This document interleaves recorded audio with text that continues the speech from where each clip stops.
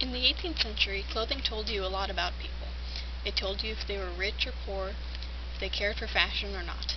It identified cultural and religious groups. Here at the Claude Moore Colonial Farm, we recreate a tenant farm family. These people represent the standard of living of the vast bulk of the population at the time. Very few people lived in large, fine houses and wore fancy clothing. We will watch as two of our interpreters get dressed for the day. They will demonstrate each layer of clothing that men and women wore. The basic garment for women is the shift. It has a drawstring neck and the sleeves extend to just past the elbows. It is knee-length and functions as underwear and sleepwear.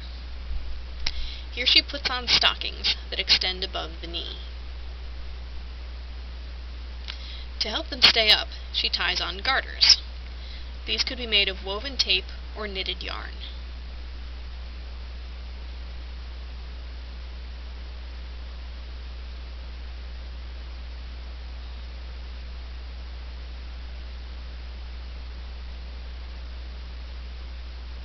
Shoes made of leather or cloth will protect her feet.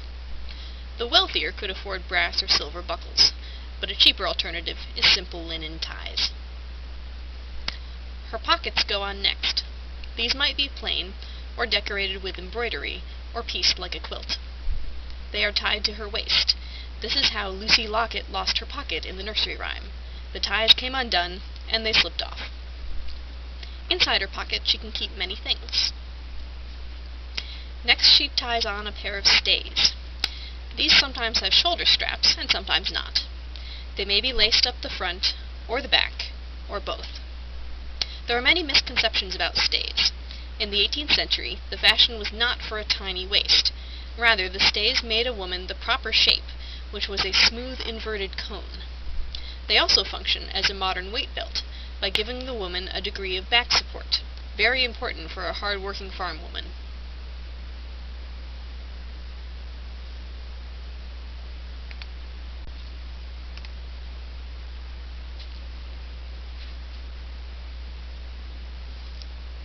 A neckerchief covers her shoulders, both for modesty and protection against sunburn in the summer and cold in the winter. It can be fastened in a variety of ways: tied,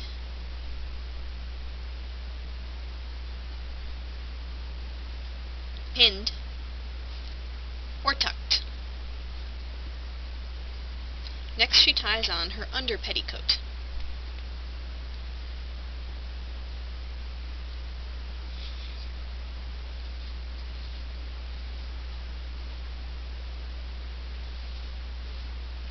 Note that it is only decorated on the bottom, because that is the only part that might be seen by anyone, and she does not want to waste fine fabric where it won't be seen.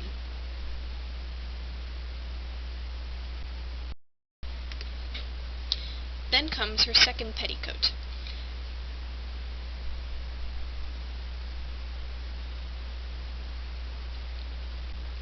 Women's clothing fastens by ties and pins.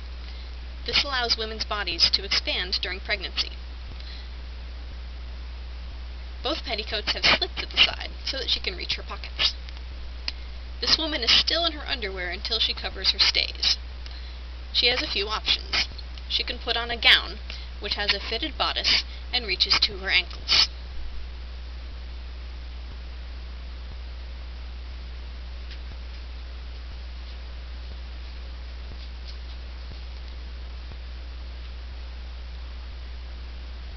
The bodice pins in the front so that it stays shut.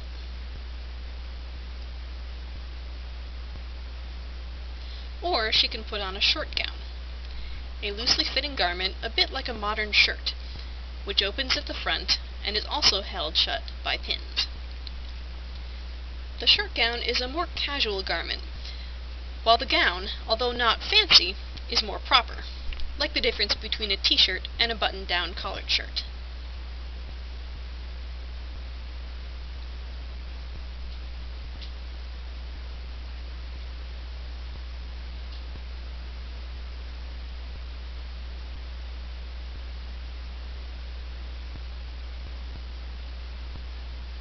An apron is important to cover and protect her clothing.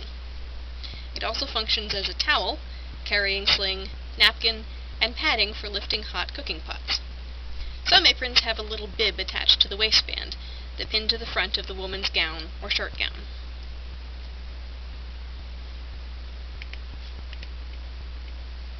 Next, she dons a cap. This varies widely in style, depending on the fashion of the time and the wealth of the wearer. A hat is essential when working outdoors in the sun. Women's hats have wide brims and short crowns, making it necessary to tie them to the head. This woman is now ready to begin her day of farming.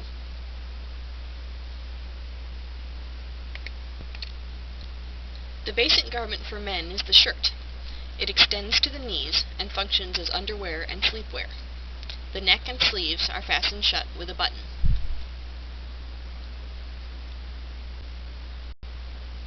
Stockings, either knitted or woven, are easiest to put on before the trousers or breeches, because they go up past a man's knee.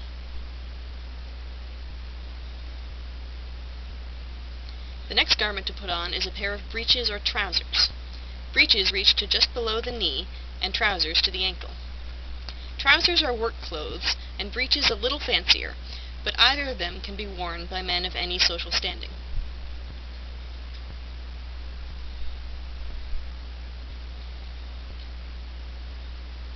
The shirt is bunched up between the legs.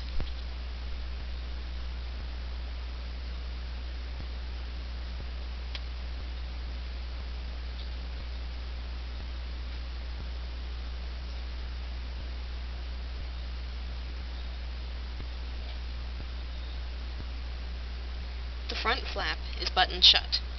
The buttons can be made of many different materials: pewter, wood, horn, bone, or leather.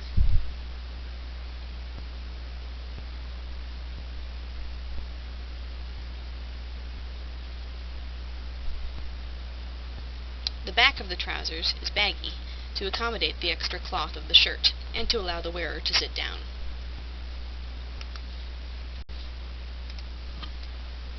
A neckerchief helps hold the shirt collar shut, hide the neck slit, and acts as decoration, like the modern necktie.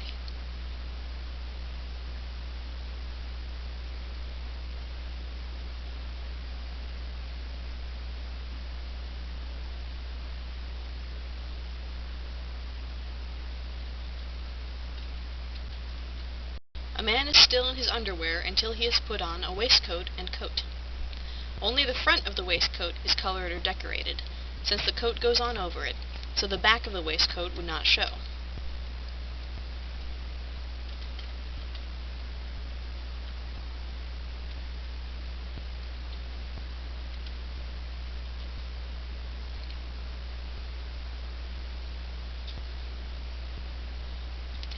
Wealthy men are never seen in public without a coat, no matter how hot it is. Poorer men might take off the coat while they are working hard on their own farms. A belt holds a number of items, such as a knife and pouch. This man exchanges his modern glasses for 18th century reproduction glasses, called spectacles.